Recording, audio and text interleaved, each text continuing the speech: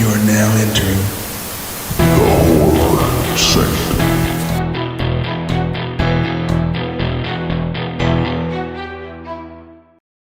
Welcome back to the Horror Sanctum podcast. I'm Jay with John, Kellen, and TJ. And this week we are joined by local indie hip hop artist Nathan Conrad, aka Spoken Nerd. Nathan, welcome to the Sanctum. Thank you for having me. Absolutely. So, I've booked a couple shows with you. I've known you for a bit. So just take a second and introduce yourself to our audience and to the other three gentlemen on the cast. Absolutely. My name is Nathan Conrad. I'm a rap singer from Nashville, Tennessee. I do hip hop music and I like to write songs about a little bit of everything. I've done a series of songs about different movies that I've enjoyed. In fact, haven't done one on the movie we're talking about tonight, but yeah, it's kind of my passion and what I do. So nice. And it's a lot of fun. I enjoy the music, which is why I've reached out to you in the past for shows. I think you played you emceed at least my 5-year anniversary show, I think, at the local or the country, whatever the hell it was called at that particular time. So, so like we do with all our guests, we asked you to pick a couple of flicks and then we narrow it down to one. And we landed on 2022's Men, which was directed by the amazing Alex Garland, who did Annihilation and Ex Machina, which I adore. Big fan of his. So if you're not familiar with the film, it follows Harper.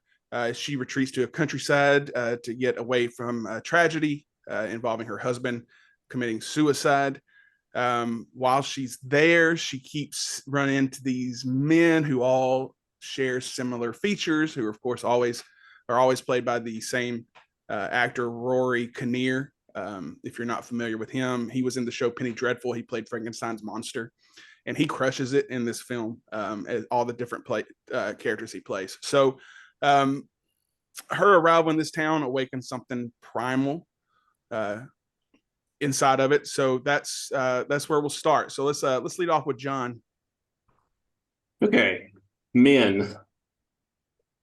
I'm probably not the only one that, I don't know why, I just kept thinking of 2.5 Men when I saw this title at first, the theme song. I apologize first off, because I'm gonna probably piss everybody off here.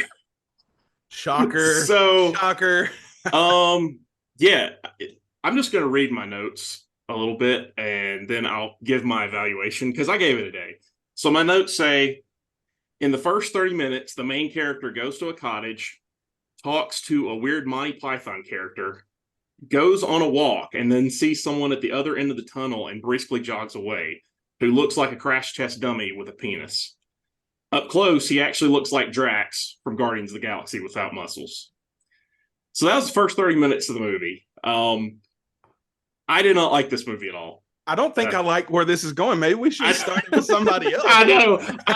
Okay, so when I first watched it, I had heard so much about it, and I already kind of heard the polarizing reaction like a lot of these newer films get.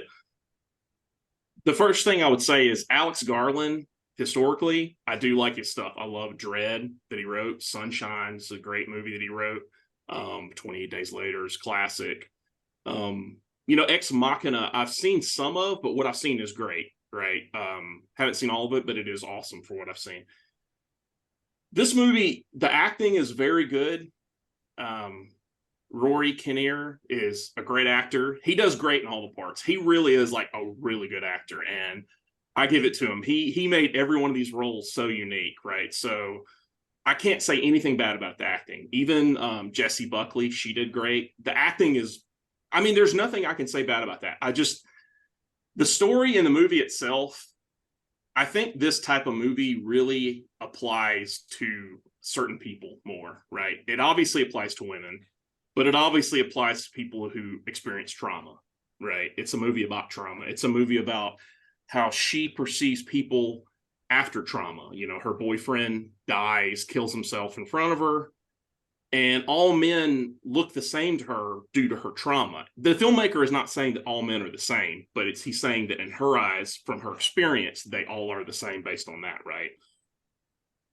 The film itself, though, I think there's an opportunity there, but I think the pacing and the length, it just doesn't work for me. and the ending is just out there, right? The butthole birth thing, that's just like so out there.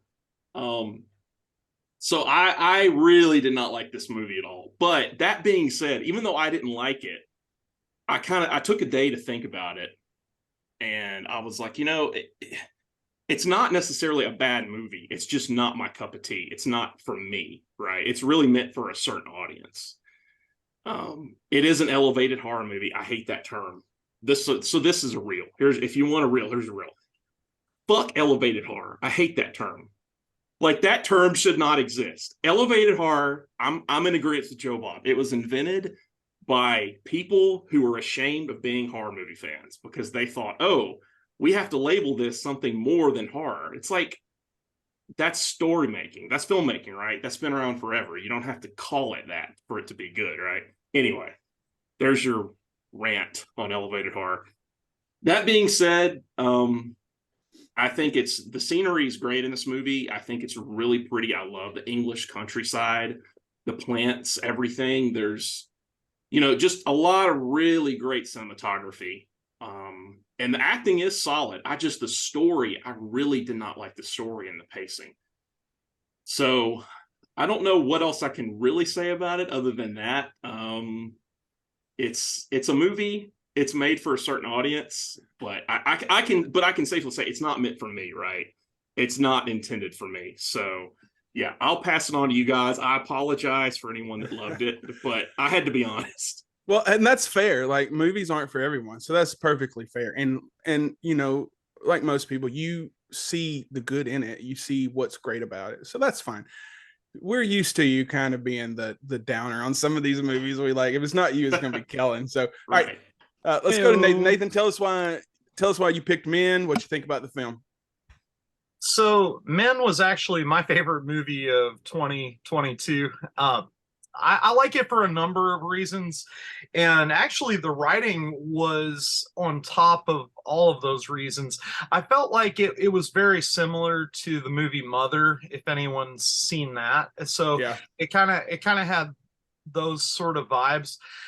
I feel like there was a lot to be said and a lot to be interpreted from it, but it seemed to have a very biblical theme, and I kind of like it when movies have those where it's almost like a secret message and coding, kind of like if you know, the film starts out with her eating that apple after seeing her husband fall.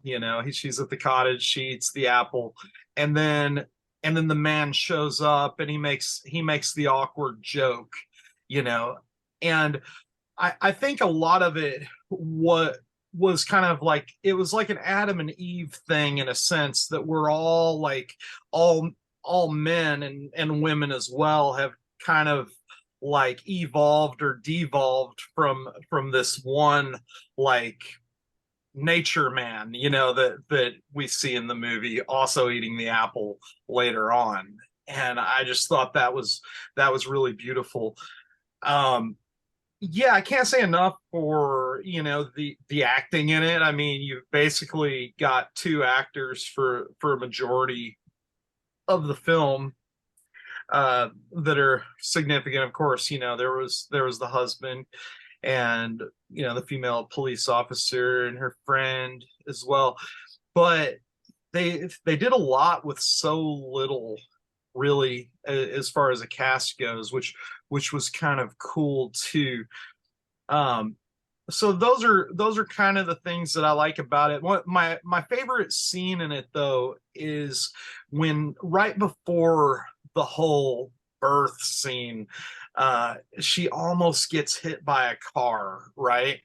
And right before then, you're looking at this magnificent sky that's just insane, and she stares up at it, and I was reminded of this verse in the Bible where it says, your descendants will be as many as the stars in the sky. And she's looking at all that, almost gets hit by a car, and then boom, these dudes are all giving birth to each other, each one more terrible than the last. So it kind of takes these ancient stories that we know as for benevolence and makes this kind of twisted tale of it.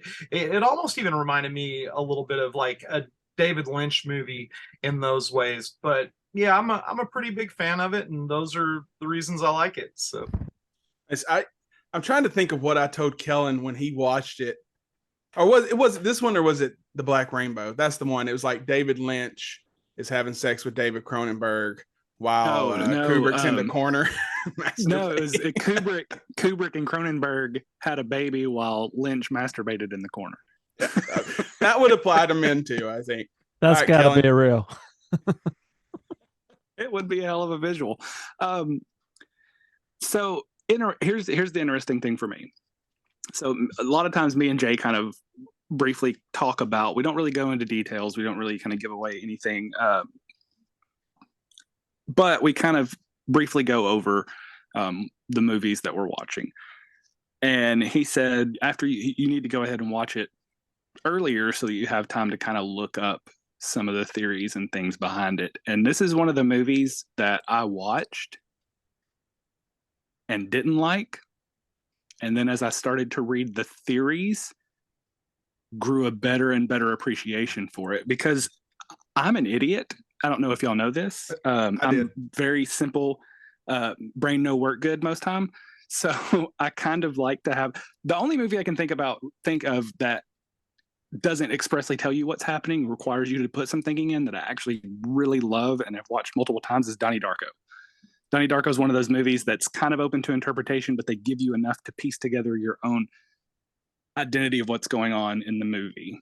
This one, not so much. This is a very oblique, obscure kind of dialogue that they're saying if you're not intently watching it to try to puzzle together clues like Sherlock Holmes. I'm not Sherlock Holmes. I finished the movie and was like, I have no idea what just happened. Like John said, the birthing scene, I was just like, okay, what? I was like, did the streaming service I'm using accidentally flip to it? No, that's still the same guy's face. So obviously I'm still watching the same movie, but it has taken a wild turn. But then I started reading some of the explanations or breakdowns of the film, and the two that I fell on that really made me appreciate this movie were, one, it's the grief cycle for her. She didn't process it. She's going on this trip as kind of like a psychological escape to get away from everything, to mentally declutter, however you want to say it. And through the events of this movie, the grief that she hasn't processed from her husband dying by accident or killing himself, we don't know exactly what happened. But I can see your face, Jay. They allude to that he pushed his way into the apartment upstairs and was trying to climb down to her. One of the theories I said, based on the look on his face, it looks like he may have accidentally fell, because he kind of looked shocked that they're face to face as he's falling. So, if I may, so when I saw that and I thought that the different interpretations, like, did he fall or did he jump? It made me think of the song Ghost by Bad Flower, where it's like the cutting is the easy part, but regretting it is so fucked. So that's what I read into that, is he did it and he intended to jump off, but then he realized that's it. Like, he's going to be gone. I think it was just that regret. Of course, either way, but that's how I read that. Well, I feel like if you're going to jump off, why would you push your way into the balcony? Just go to the roof. And then two, wouldn't your back be to the window if you jumped off? Like, unless you were intentionally, just because you were pissed off at her, wanted her to see you do it. Yeah. But that would require so much planning. To hope that she just happens to be looking out the window at the exact moment that you. Plus, fall. it's a good visual for the film, like the eye. To eye. Yeah, absolutely. But regardless, go ahead. I did want to mention, and I did not notice this the first time I saw the film, but I watched it this morning to kind of refresh on it. There is a scene in it where she explains his death to someone, and she says that he went into the neighbor's apartment and was trying to climb down to get into hers, and he fell. So that gives some credibility to he didn't commit suicide. Yeah, and like I said, reading about it, it's almost kind of left to interpretation. You know, that's the story. Maybe he was pushing his way to try to climb down. Maybe he pushed his way in to jump. But regardless, you know, she's going through the grief cycle. She's having to process the trauma of what happened, and she goes through the 5 steps with all of the interactions that she happens, all the way to acceptance at the very end when her husband is finally birthed and is sitting on the couch, you know, and she almost no reaction, just kind of sits down. What do you want from me? You know, she's kind of just accepted that, you know, that's what happened. He's gone. Nothing I can do about it anymore. I've processed it. The other was that each individual person she comes across is a representation of the abuse that she endured from her husband. The kid, you know, verbally abusing her because she doesn't want to play hide and seek. The vicar blaming her for what happened, just like he would, because the threat of suicide in and of itself in that situation is an emotional tactic. It's you know, something that abusive people do, being mentally abusive. I dated a girl who her ex-boyfriend, to convince her to come over, said that he was sitting there looking at his gun, just thinking about ending it all, because she wouldn't talk to him. So it's psychological abuse more than anything. Of course, we see the physical abuse when he hits her over the phone argument. But it's more of a psychological abuse. And that's kind of, again, that's what all those people represent. The same person keeps popping up. She doesn't recognize them as different people, but they're representations of the different kind of abuse that she faced in her relationship with this man. And this process ends up eventually helping her let go of that so she can move on with her life. And you see that in her face at the end, which that was a great visual for me, because a lot of times these movies want to be they want to leave too much open to interpretation, and there's an easy way at the end for her friend to show up and there not be any evidence that anything's happened, and it leaves you thinking when it goes to black and she smiles that maybe this is all in her head, maybe none of this was real. But they show the blood streaks. The friend sees them. She's still has blood on her face, so obviously the events that happened in this movie happened to her. So watching the movie, I didn't get it. I'll be completely honest. Maybe it's because you know, watching another psychological movie the day before fried my brain trying to process that, and I had no willpower left to try to use any intelligence to figure out what was happening. But reading about the movie gave me a far better appreciation for what they were doing. And it's definitely a movie that, now that I have kind of some ideas from other people who have done a better job of breaking this movie down, that I would definitely want to go back and watch this again intentionally, more intentionally than just for this episode, to watch it and try to piece together myself how the representation is played out through the whole movie. So had no expectations. I figured it would be good since it's A24, but yeah, going into this movie, by the time I finished it and then read about it, very solid flick. So really enjoyed it. Yeah, so Kellen said a lot of the stuff that I was probably going to allude to, but everybody's kind of touched on some points. So let me try and backtrack and piece all the threads. For me, first I'll start off by saying I watched this film when it first came out in the theater. It was a sparsely attended theater. I'm glad I didn't see this one with my daughter. I did see Midsommar with my daughter, and I'm still regretting that. What was interesting to me was that by about the midpoint of the film there, and there was a lot of couples for whatever reason in this, because this was kind of sold in the advertising as a very feminist kind of take on a art house A24 horror film, which it is.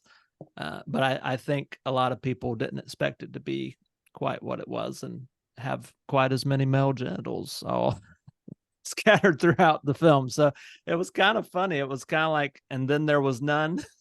There was a TJ left on the back row by the end of it, especially by the end sequence. Like, I literally saw 4 to 6 people leave in the middle of that sequence, which was just hilarious to me. So I had my own little experience in the theater with this film that I'll always remember. But yeah, it's a weird film, and it's meant to be a weird film. It's meant to be a provocative film, and I think Kellen kind of hit the nail on the head with the idea of Donnie Darko. Donnie Darko was the first film that I watched, and I had to go on the early days of the internet and message boards and just figure out, what in the blue hell did I just watch?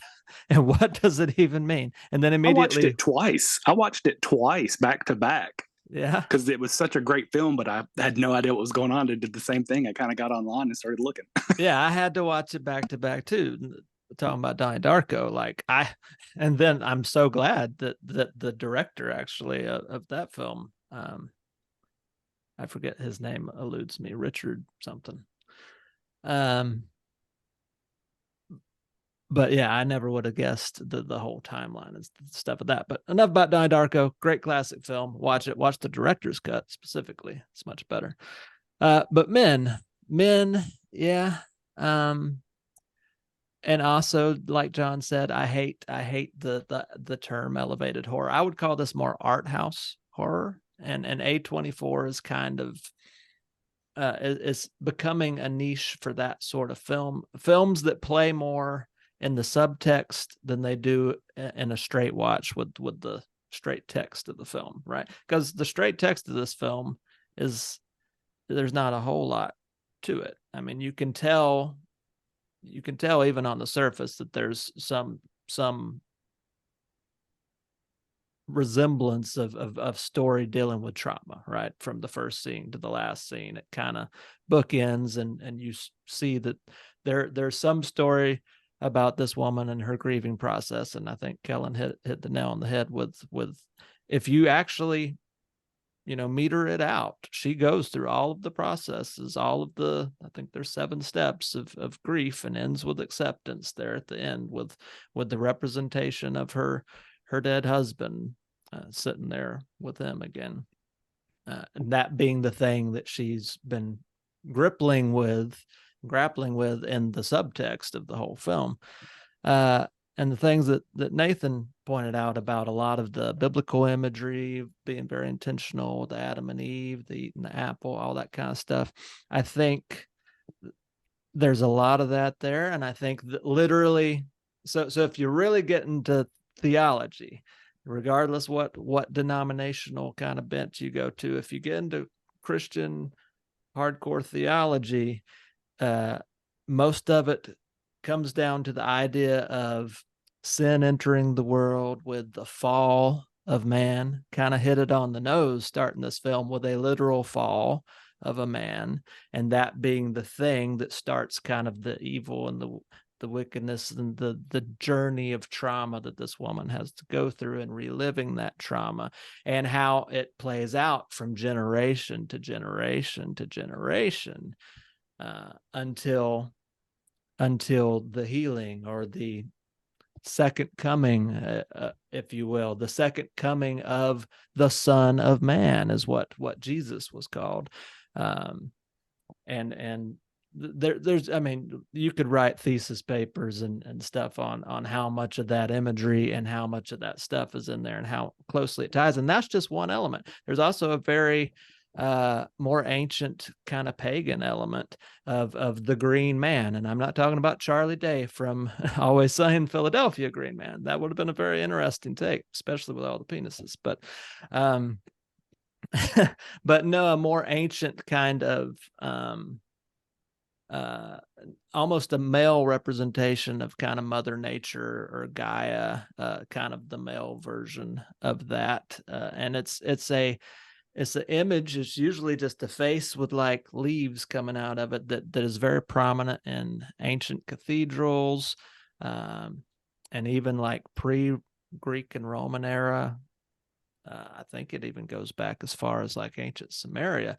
This whole idea of male representation of nature, which is usually represented in more of the representation that would come later as a feminine, but there is also this idea of kind of the yin and yang and the balance. There is masculine and feminine energy and everything, right? So you can't really talk about this film without talking about the representations and the subtext, because as a straight film, just on the surface, it's kind of odd. It's kind of slow plotting, and you're either on board for that or you're not. It's excellently acted.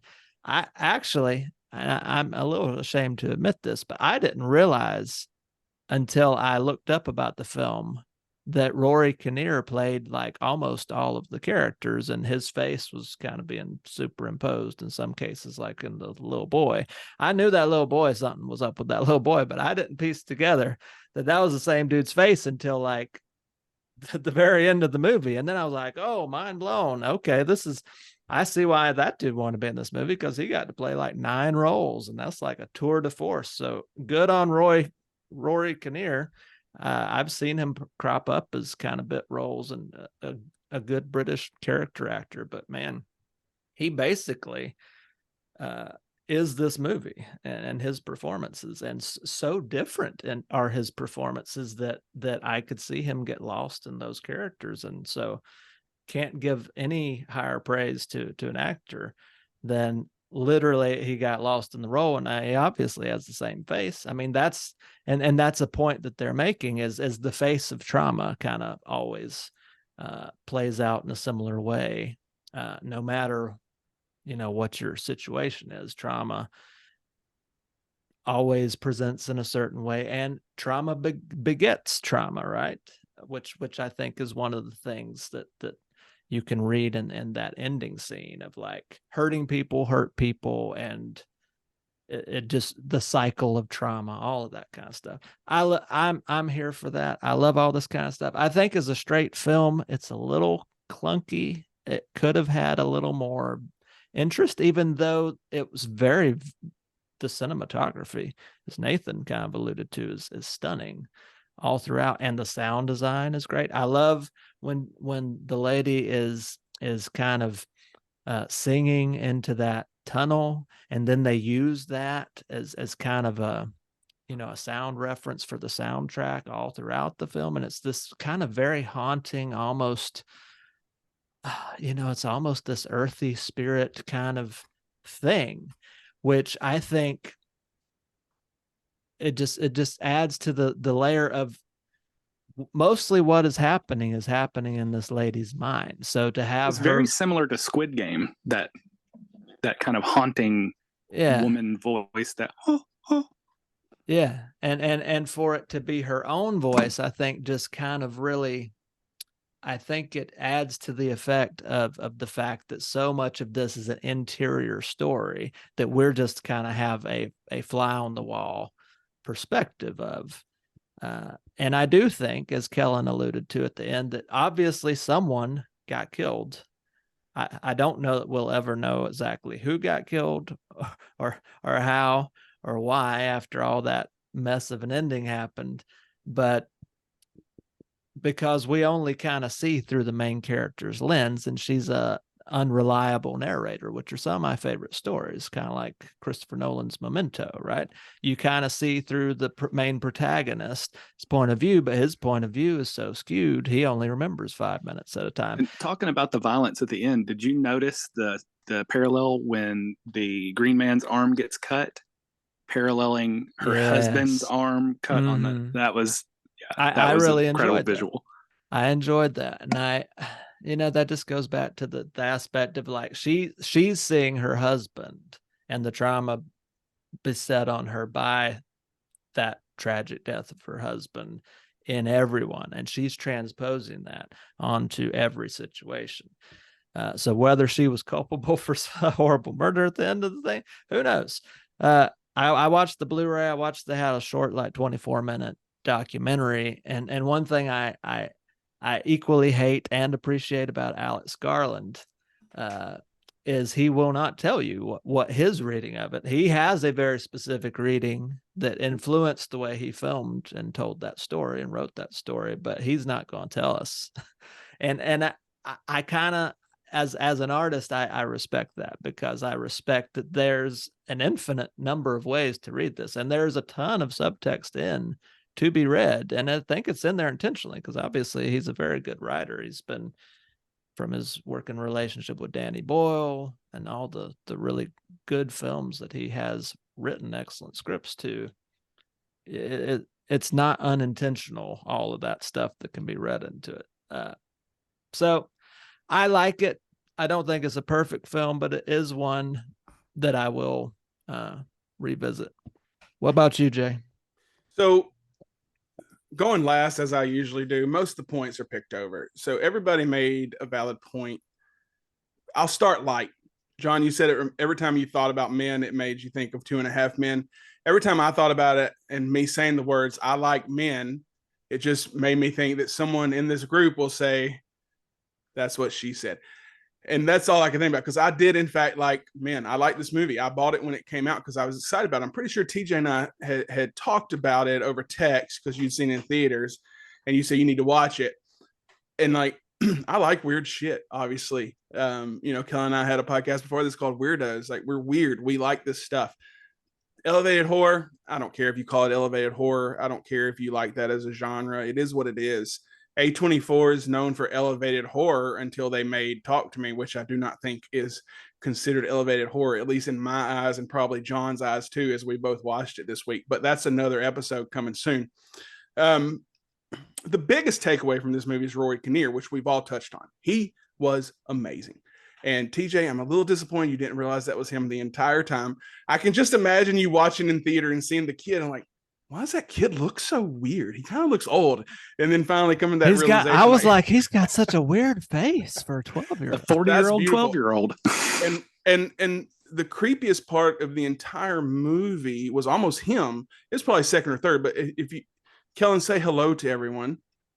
When you look at Kellen's photo down there, that's the corner, that's the mask the kid wore, and that's creepy as shit. It's very similar to the Purge, the first Purge movie. Like, that mask that's creepy. TJ talked about the tunnel scene. That was my favorite scene in the entire film. And because they reused her voice into the soundtrack, and I will be buying that soundtrack soon, because it's beautifully haunting. And that's right up my alley as well. But that whole scene, because she's there and she's kind of letting herself loose for the first time in this movie. And she's just, ha, ha, ha. And then all of a sudden something kind of starts to creep up. It's a very creepy scene.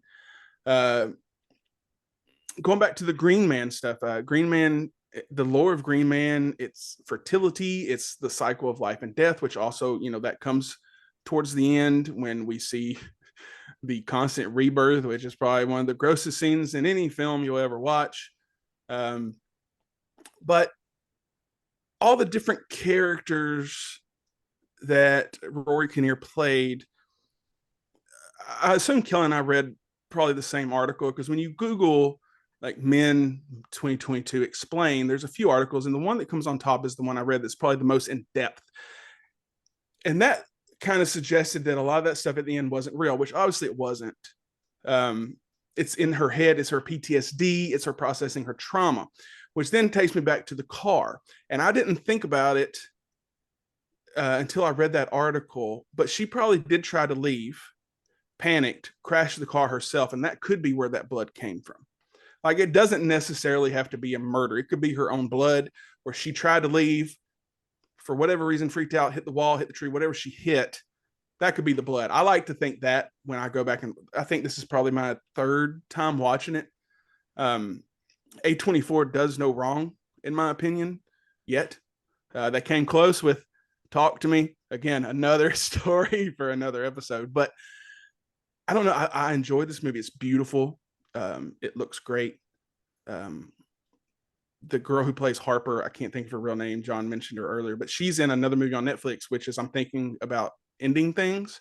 I don't know if you guys have seen that. Watch that next.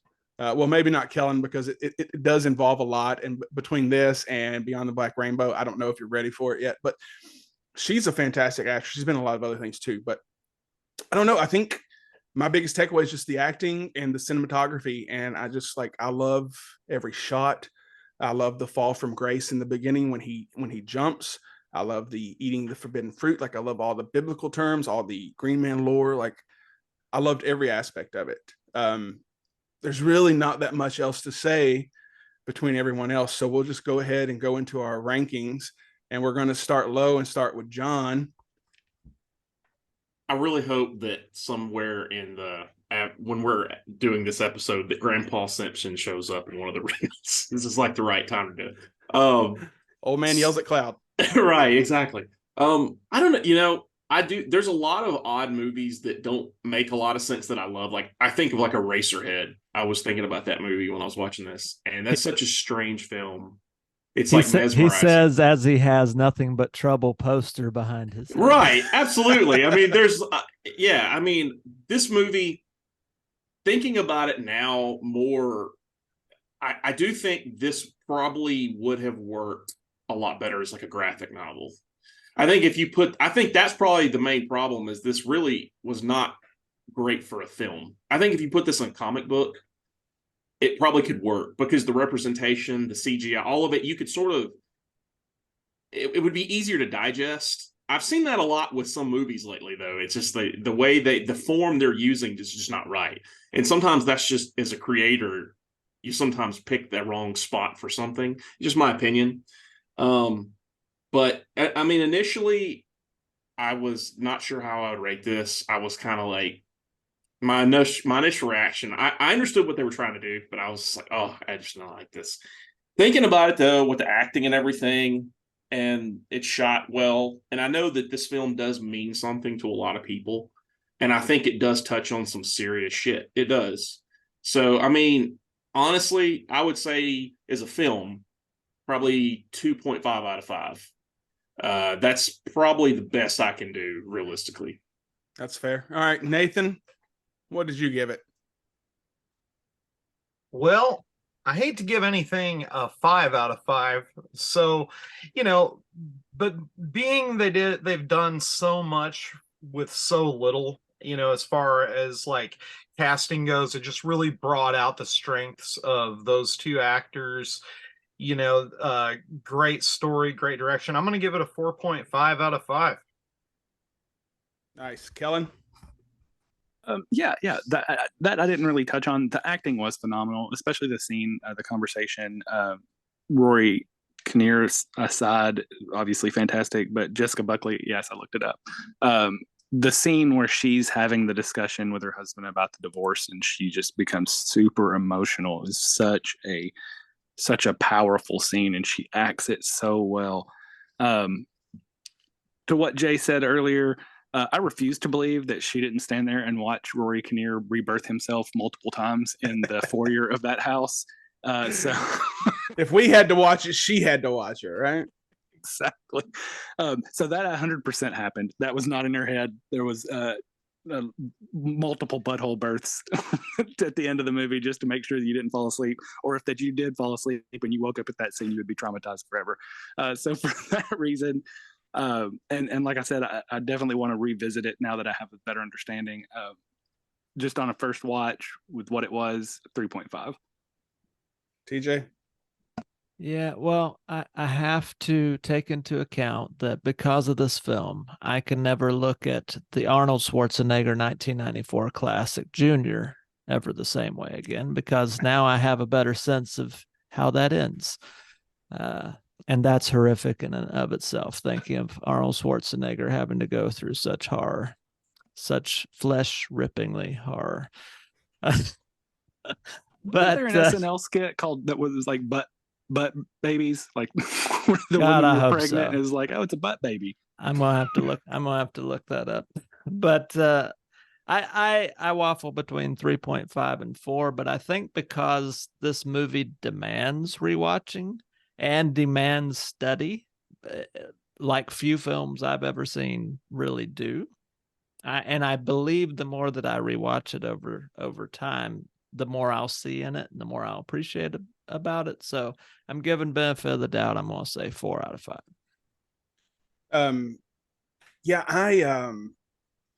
I'm an Alex Garland fan, and that's part of what I was excited about going into it. I gave it a 4. I think I originally had a 4.5 or a 5 originally when I first watched it.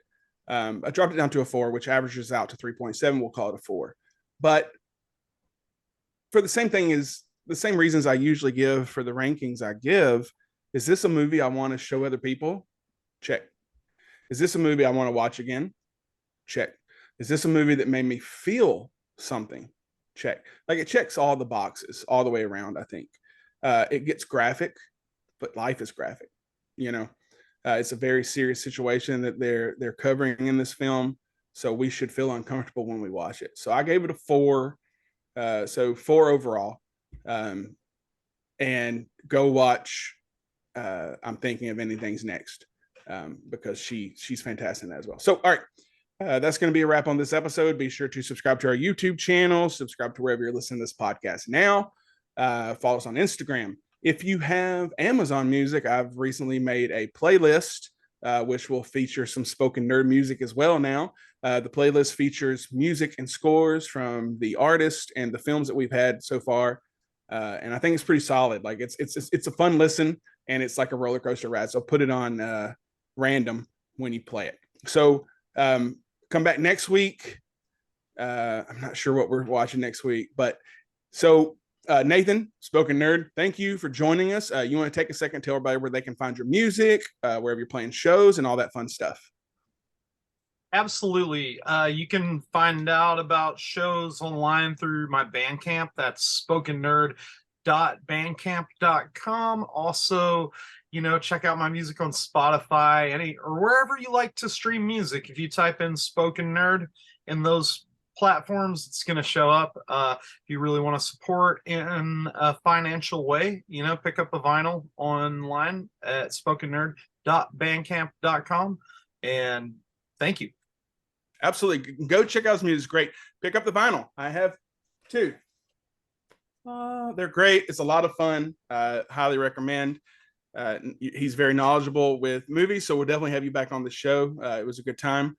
So go check him out. Go buy his shit. Go catch him live. You will not be disappointed. All right, so that's going to be it for this episode. I'm Jay with John, Kellen, Nathan, and TJ. And until next time, keep it spooky.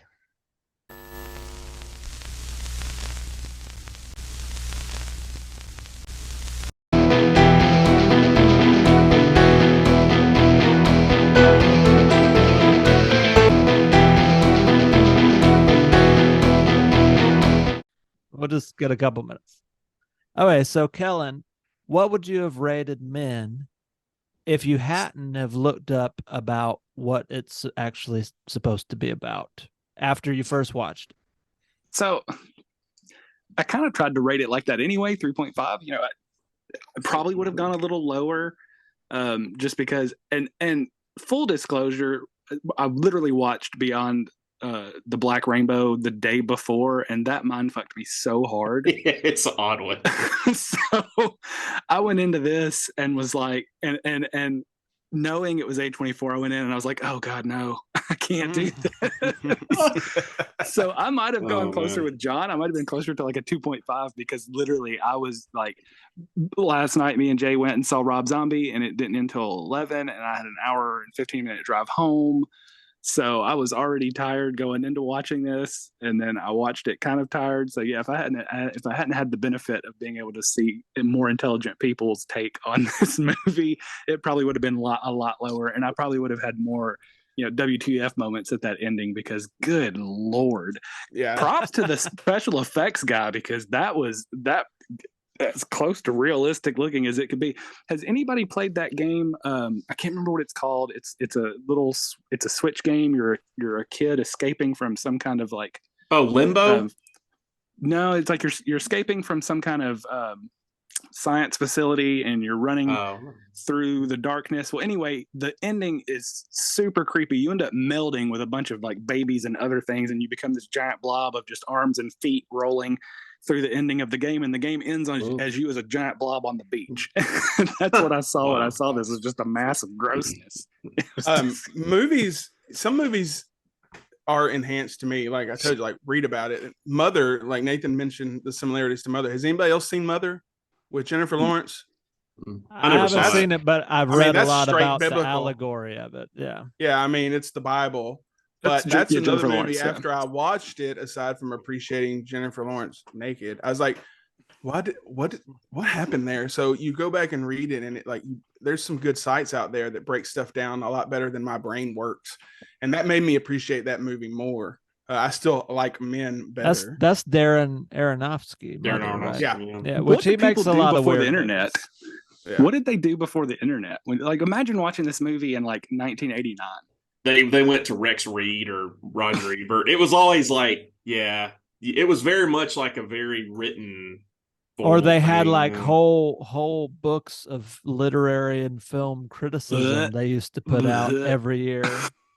Or Leonard Maltin's movie guide, which I used to buy those. Oh, I I love kind of Leonard remember Maltin, them. yeah, I kind of miss that though. I kind of miss Siskel and Ebert and Leonard Maltin and the OG movie reviewers. They And had- listening to them That's kind of how talk Quentin about stuff. Tarantino discovered so many of those old school movies. So they were kind of biased to slashers. Was the only problem. I love them, but they in the 80s they were so behind the times on the style of horror because they just hated Friday the 13th and all. And I think it was just because they were like there was that whole like Tipper Gore mindset going on, and everybody was like anti. Like I think now Explicit labels and right. So But Roger Ebert famously gave Evil Dead 2 like 3 or 3.5 stars and gave it a. he was paid off by Stephen King. So if you've made it this far, I'm assuming we're just going to tack this on to the end of the episode. I think that would be fun. Like whoever stays on late, you hear this rambling that we always do and we never record. And every time we have a guest on, like, you should have recorded that. Like, shit, we should have. So we kind of did it this time. You missed some of the other stuff, but we hit the record button just in time. So go watch Men or don't.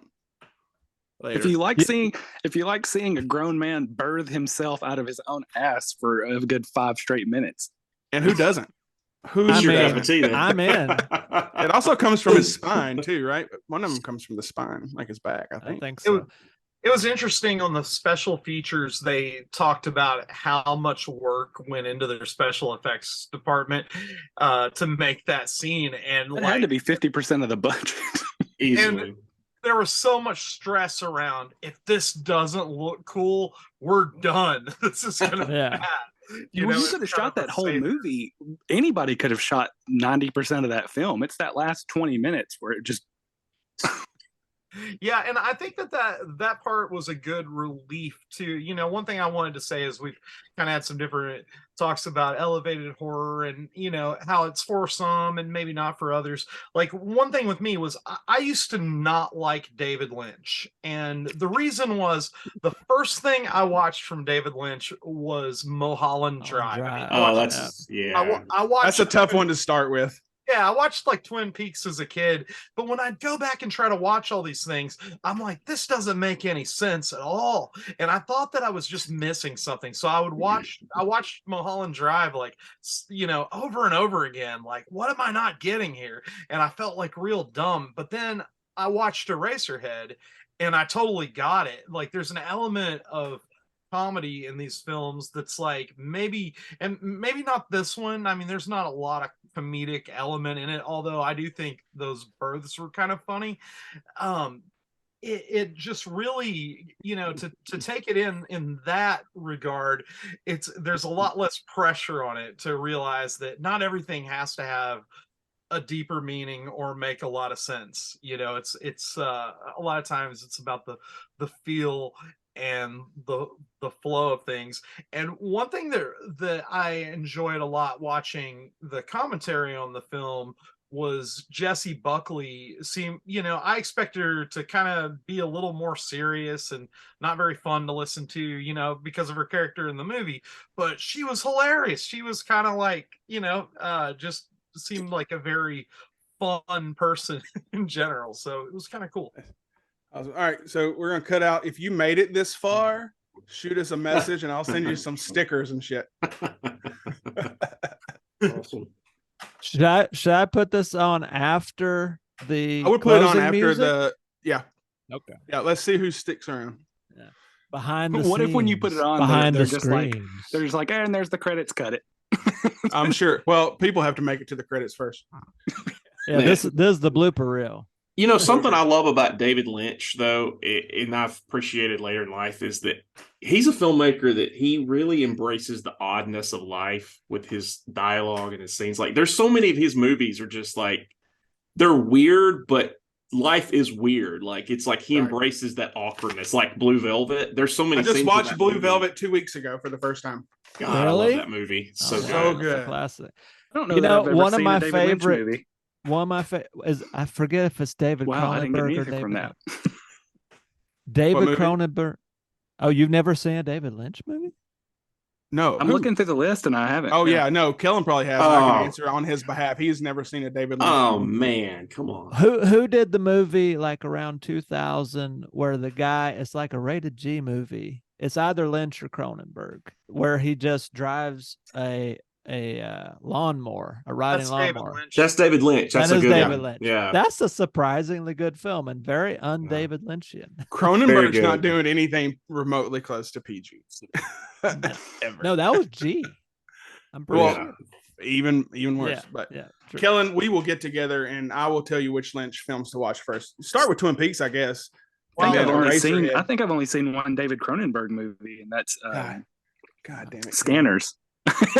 Oh my god. Oh, Oh my god. we should do What? Naked Lunch. Yes. It's I have the horror. book. It's I found the book horror. at Goodwill for 50 cents. That's a hard one to start on. I don't No. know. I may have seen Jason X. Does that count? Yeah, that counts. He's good in that movie. I don't think I've seen that either. All right, he's disappointing me. I gotta go. Nathan, thank you again. Let me see when we have this slated to come out. I think it's October, but let me double check. And then when we do, we'll tag you and share your stuff and all that fun nonsense. So, October 2nd. October 2nd. So you'll be the first Sounds Halloween month episode. Yeah. Spooky season. See you tomorrow night when we record the movie I did not like. Spoiler alert. I did not like Beyond the Black Rainbow. I'm saving all my comments. I'm gonna save it. Yeah. All right. We'll see you. Bye. Thanks again, Nate. Good. Hi guys. See ya. Nice to meet you.